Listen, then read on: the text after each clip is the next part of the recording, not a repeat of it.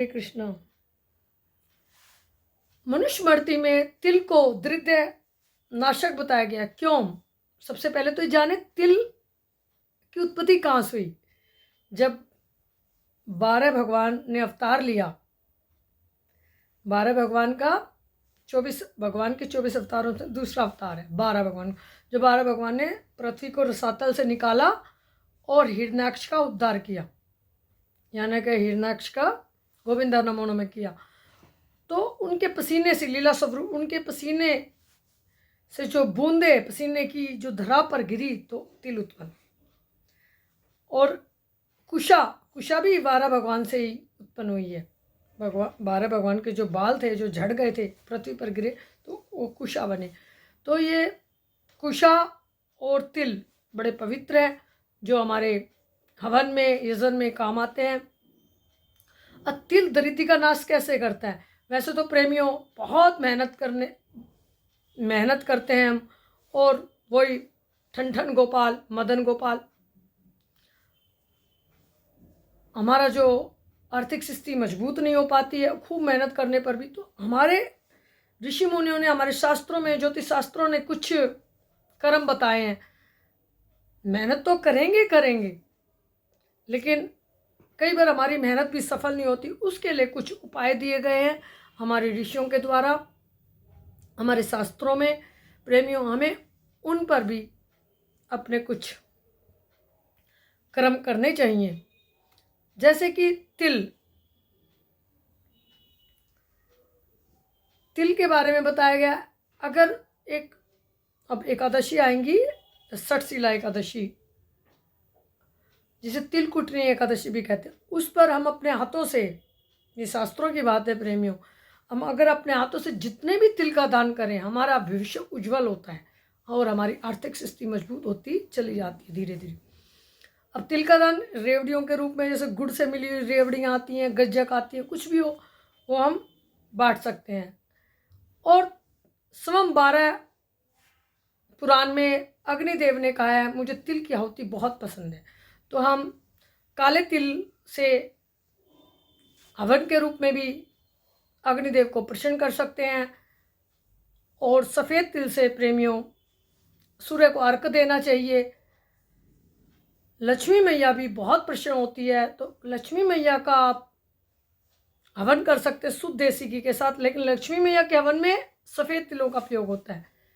और इस हवन से, लक्ष्मी जी के हवन से, हमारे जो धन दिन चुगना बढ़ता जाता है, दिन दुनी रात चौगनी बढ़ता जाएगा, धीरे धीरे आर्थिक स्थिति मजबूत होती चली जाएगी। एक उपाय ये भी बताया प्रेमियों ज्योतिषियों ने कि हम शनिवार के दिन पीपल पर घी का या सरसों के तेल का जो दीपक प्रज्वलित करते हैं तो उसमें काले तिल इस्तेमाल कर सकते हैं, और शनिवार को वो दीपक, उससे शनि दोष, पितृदोष और मैया लक्ष्मी बहुत प्रसन्न होती है। और शनिवार के दिन शनि मंदिर में जाके सरसों के तेल में काले तिल डालकर हम शनिदेव को भी प्रसन्न कर सकते हैं। इससे शनि देव जी बहुत प्रसन्न होते हैं। श्री राधे। एक सबसे आसान उपाय है प्रेमियों कि हम अपने हाथों में उंजली भरकर काले तिल की, और उस पर एक सिक्का डालकर बहती नदी के पास खड़े ओम लक्ष्मी पते नमः, ओम लक्ष्मी पते नमः, ओम लक्ष्मी पते नमः, ओम लक्ष्मी पते नमः, इसे 11 बार कहकर उसे नदी में अर्पण कर सकते हैं डालकर अनटोक।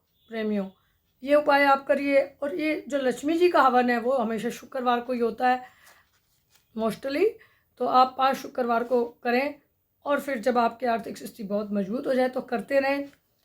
ये कुछ उपाय हैं। और वैसे भी तिल का सेवन भी बहुत अच्छा होता है प्रेमियों। जो भी ये उपाय है कर्मकांड से संबंधित है, और लेकिन शास्त्रों के अनुसार प्रेमियों भजन जरूर करना चाहिए।